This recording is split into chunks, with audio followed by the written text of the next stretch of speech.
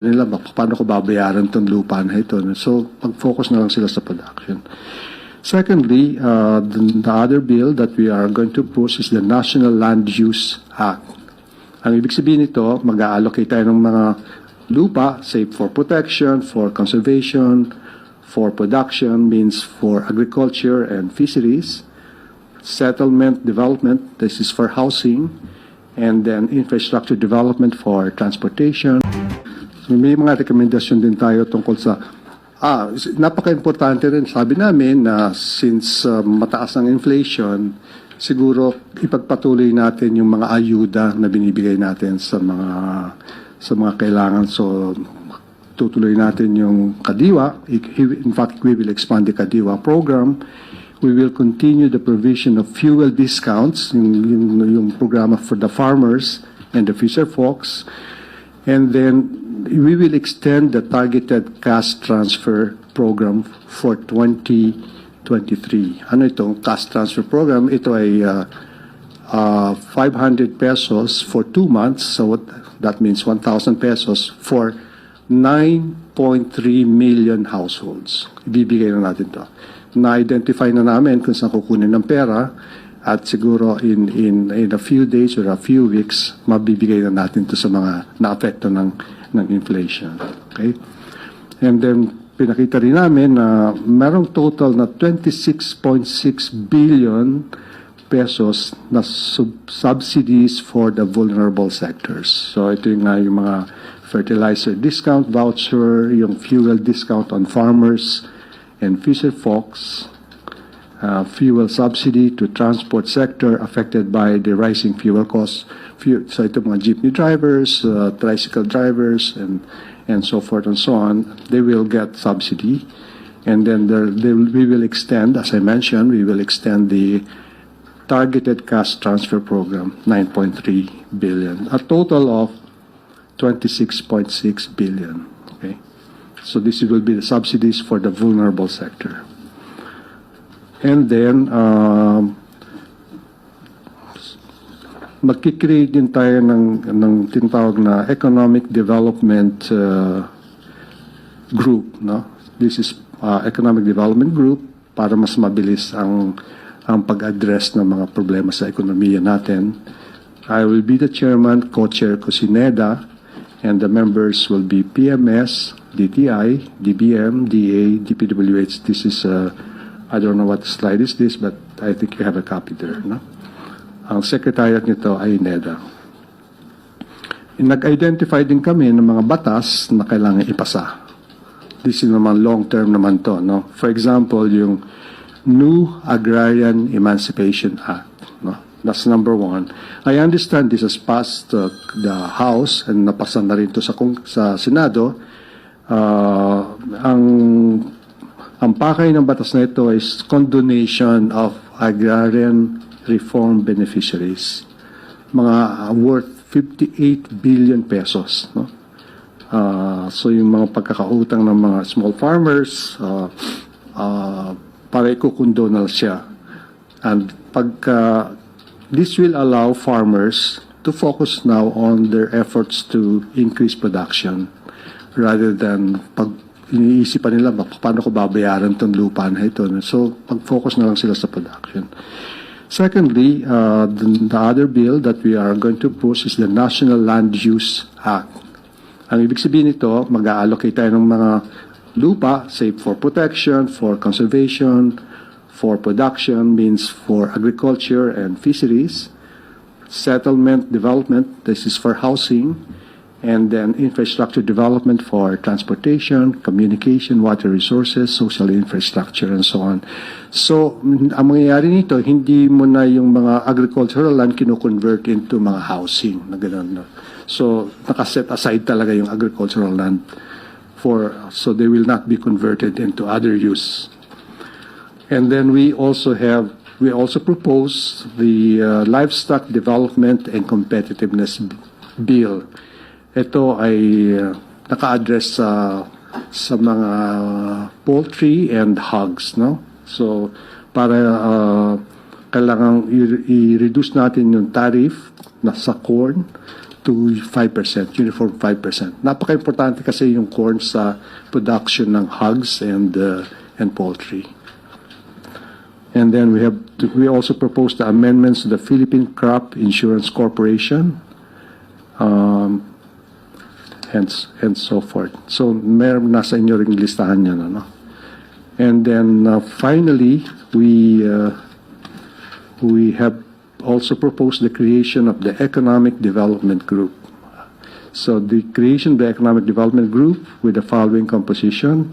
Chairperson is the Department of Finance, co-chair Cosi Neda, and then the members are PMS, DTI, DBM, Department of Agriculture, Department of Public Works and Highways, DOTR, DICT, Department of Energy, Department of Science and Technology, Department of Transportation, DILG, and DOLE. Ang secretariat nito ay NEDA. And then, pinakita rin namin na napaka-importante na i-address natin yung energy. Kasi kasi isang complaint talaga sa Pilipinas ay napakamahal ng energy cost, no? So, diniscuss namin yun, and sinabi naman natin na magkakaroon ng energy conservation plan. So on the demand side, kasi hindi naman tayo makaka-influence sa supply side kung mahal ang presyo ng gasolina sa world market, hindi natin ma-influence yun, but we can start conserving. So isa sa mga proposal ay ito umpisahan ng Department of Energy ay magkakaroon siya ng change ng time ng pagpasok sa opisina. Umpisa niya ng 7, tapos matatapos siya ng 4. So ito yung daylight saving time na. Sasabayan niya yung sunrise, so mas maaga siya. And then, I think pagka Friday, work from home pag Friday. So that's one way. Pag nag-succeed yung experiment ng DOE na yun, baka i-adapt ng ibang agency yun. Tapos pabawasan natin, i-require natin, hindi ko alam kung anong temperature natin dito ngayon, i-require natin na 25. Nakalagay dito sabi 24. Sabi ko, mababa pa yung 24. Gawin mo 25. Kasi alam ko nung during the energy crisis, nagpunta ako sa China, boom China 25. Oo.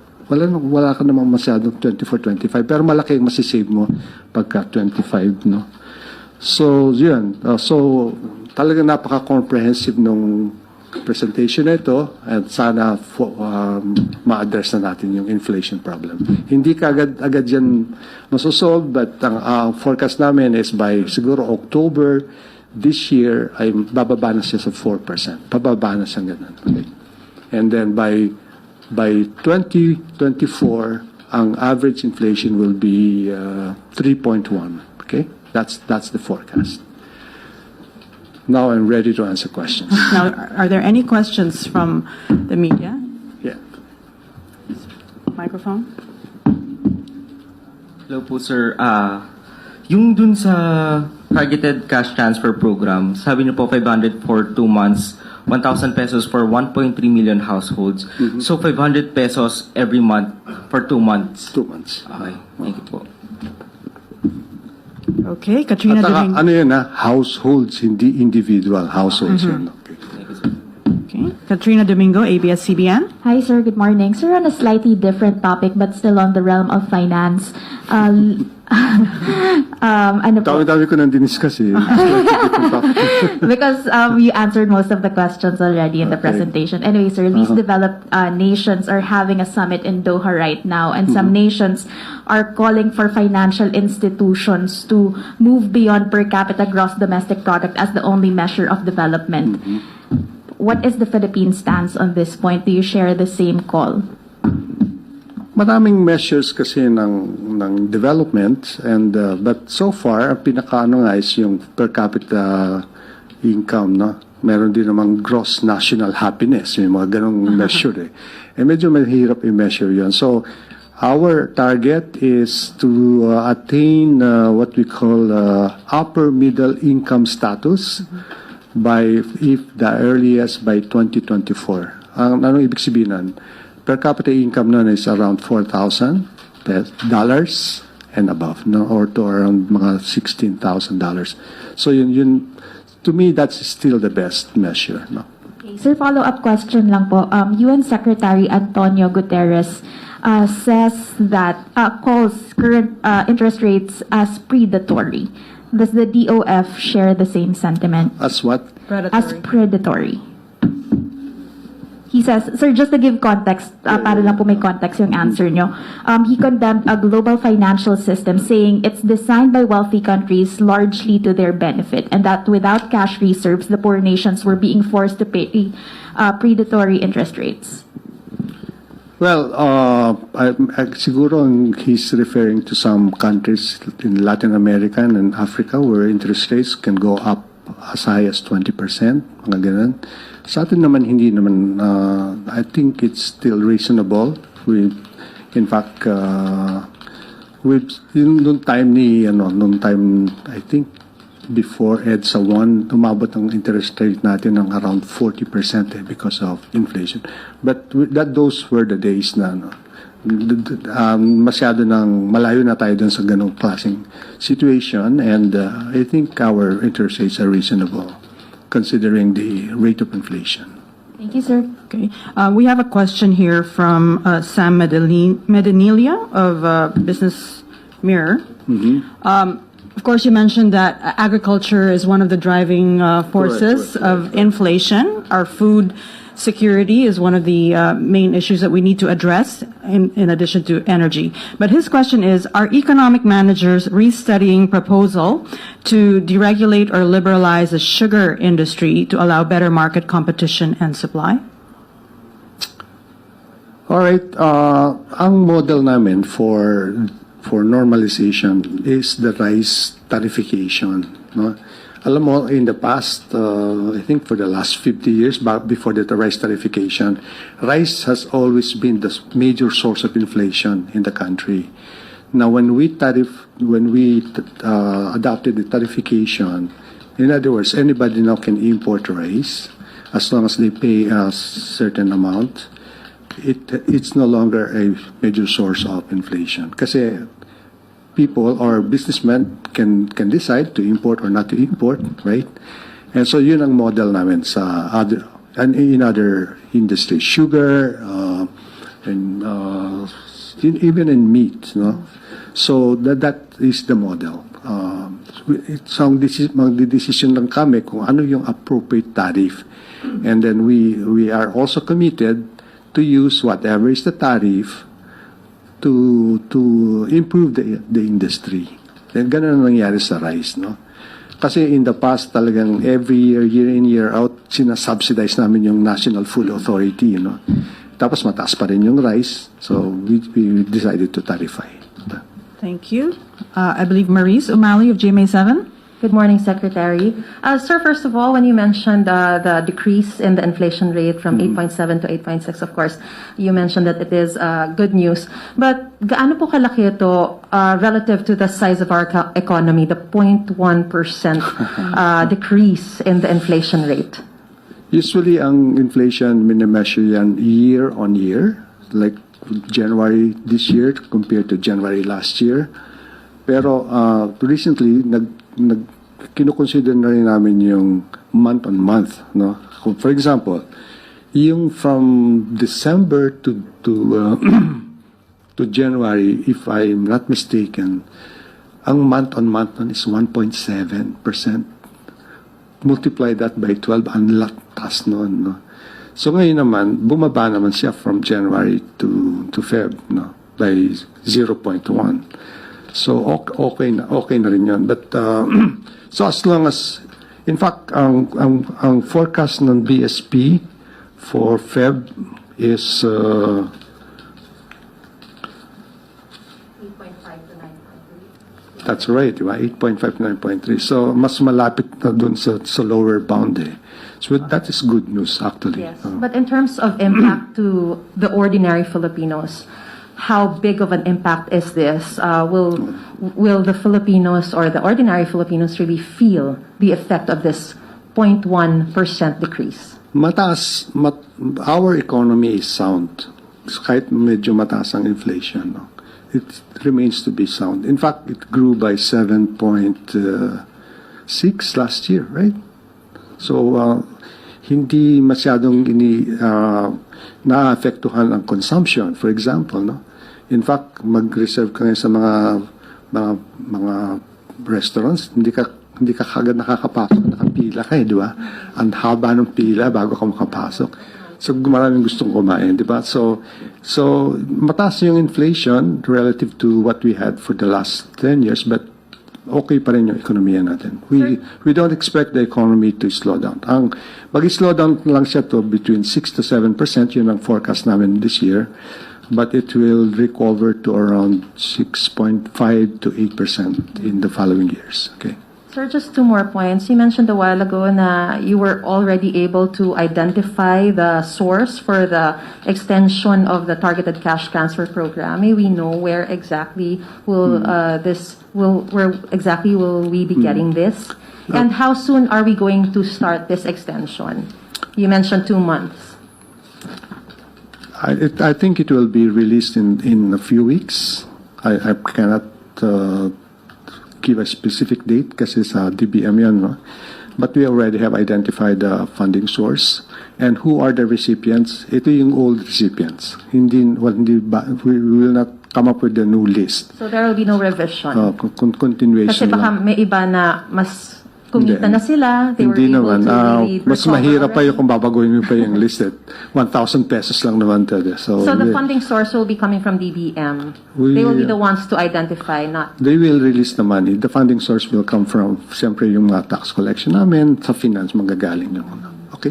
Sir, sorry, one last. Regarding the legislative priorities for the agricultural sector, which you mentioned a while ago, will this be in line with amendments for the proposed amendments for the Constitution? Kasi dun po sa bahaging yun, it was mentioned that it will be focusing on the economic aspect.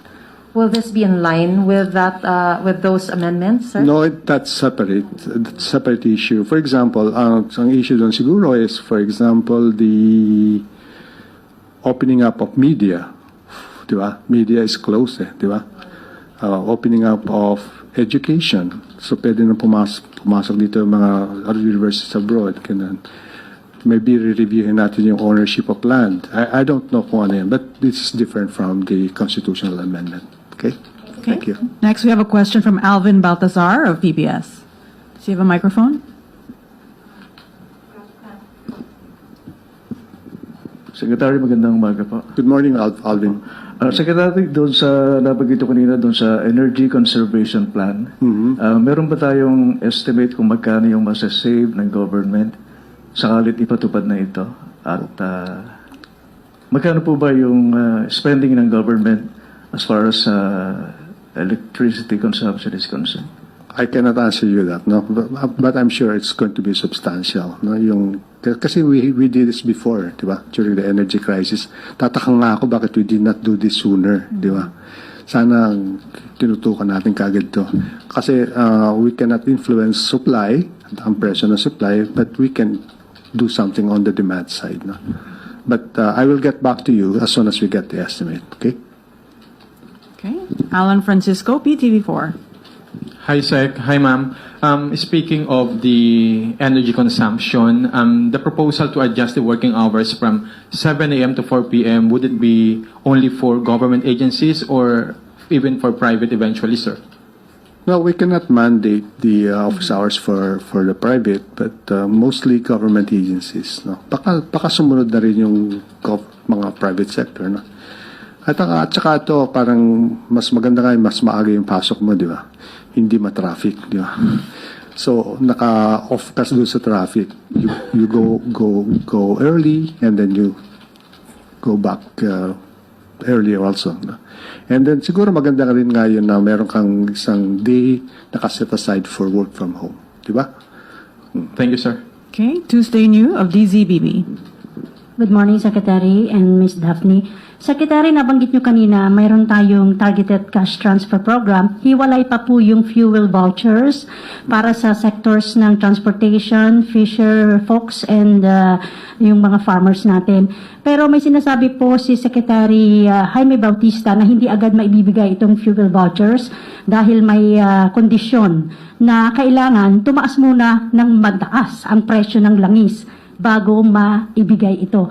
Ano po yung pinakamataas na halaga na kailangang marating ng presyo ng langis sa world market bago natin maipamahagi itong fuel vouchers?